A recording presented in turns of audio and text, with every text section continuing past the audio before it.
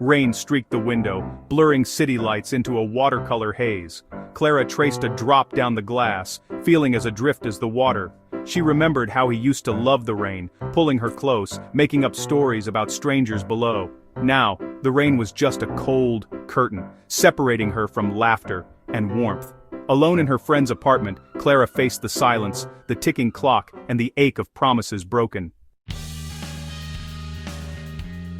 The argument had started small, just a spark, barely more than a sigh over forgotten plans and unspoken disappointments, but in the quiet corners of their home, those sparks had smoldered for years, growing into a wildfire of resentment and pain. Every word spoken now seemed to carry the weight of 1,000 old wounds, and every silence was heavy with things left unsaid. The storm outside mirrored the turmoil within their hearts. Rain lashed against the window as voices rose and fell, echoing through rooms that once held laughter. The air was thick with tension, and the distance between them felt insurmountable, as if they were standing on opposite sides of a chasm that had slowly opened over the years. Clara moved quietly through through the bedroom, her hands trembling as she packed her suitcase. Each item she placed inside was a fragment of their shared life. A sweater he'd left on the chair, a book they'd read together on lazy Sunday mornings, a photo from a time when smiles came easily. Every object was a memory, bittersweet and heavy, impossible to leave behind. He stood in the doorway, desperation etched across his face. His voice cracked as he pleaded, "Don't do this, we can fix it! I promise!" The words hung in the air, fragile and uncertain, like a bridge built too late over waters already rising. He reached out, hoping for forgiveness, for one last chance to make things right. But promises had become empty, worn thin by years of disappointment. The ring that once symbolized forever now felt like a reminder of everything that had been lost. Clara turned away, tears slipping down her cheeks, her heart aching with the knowledge that love alone was no longer enough to hold them together. With a final, trembling breath, she zipped the suitcase shut. The sound was final, echoing in the silence between them. She walked past him, her steps slow but determined, and closed the door on the life they had built together, leaving behind the echoes of what once was. The lock clicked, sealing the past behind her. In that moment, she was free. Free from the pain, the arguments, the broken promises. But freedom came at a cost, and as she stood alone in the hallway, suitcase in hand, she felt the weight of heartbreak settle over her like a shroud.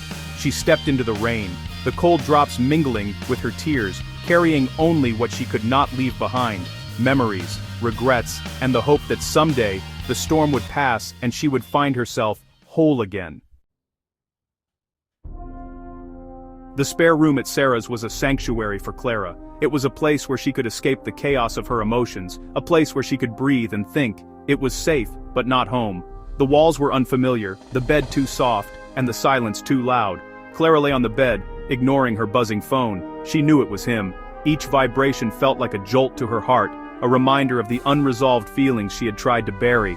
She was too tired to answer, too tired to explain the knot of love and pain inside her. The exhaustion was not just physical, it was emotional, a deep weariness that had settled into her bones. Finally, a message. "Please, Clara, can I see you one last time? Just to talk. I promise." The words on the screen blurred as tears filled her eyes. It wasn't anger or blame, just quiet sadness. A sadness that spoke of lost dreams and broken promises, of a love that had once been so full of hope. For the first time, she wondered if she owed them both a real goodbye. A chance to close this chapter with dignity, to say the things that had been left unsaid. She stared at the message, heart pounding. The decision weighed heavily on her, but she knew that sometimes, the hardest goodbyes are the ones that set you free. Clara's mind battled itself. Go back or stay away? This message felt different, honest, not a plea, but a farewell. Maybe a real goodbye would help her move on. She left a note for Sarah and stepped into the drizzle, retracing old steps through their neighborhood. Each landmark was a stab of memory. By the time she reached the door, her heart raced with fear and hope. She gripped the key, uncertain what waited on the other side. The apartment was quiet, empty, except for a box on the coffee table, her name on the lid. Inside, dozens of sealed letters, all addressed to her, none ever sent. She sat, overwhelmed, realizing these were his hidden words, written but never spoken. While she begged for conversation, he poured his heart onto paper. The anger faded, replaced by aching curiosity. She opened the first letter, hands trembling. Each envelope was a piece of the story she never knew. She had to read them. The letters were raw confessions, his fears, regrets, and love, poured out in ink that trembled with every word. Each page was a window into his soul, a place where he could finally be honest, unguarded, and vulnerable. The handwriting wavered, sometimes smudged by a tear or a trembling hand, but every line was a testament to the feelings he could never voice aloud. All the things he couldn't say aloud, his deepest anxieties, the weight of his mistakes, and the love that sometimes felt too big for words, found their way onto the paper. In the quiet of the night, when the world was still, he let his heart speak in ways his voice never could. He wrote of his failures, his dreams, and the moments he wished he could relive.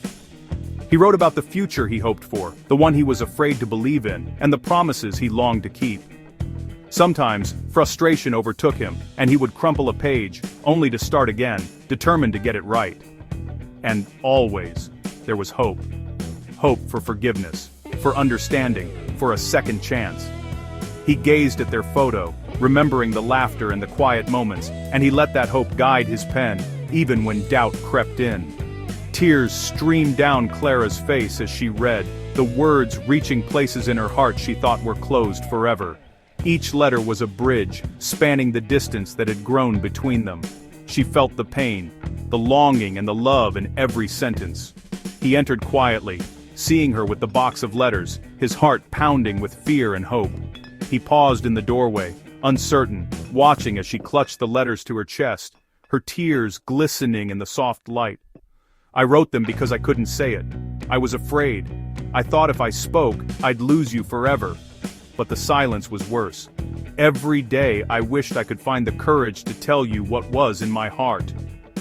But I'm more afraid of losing you."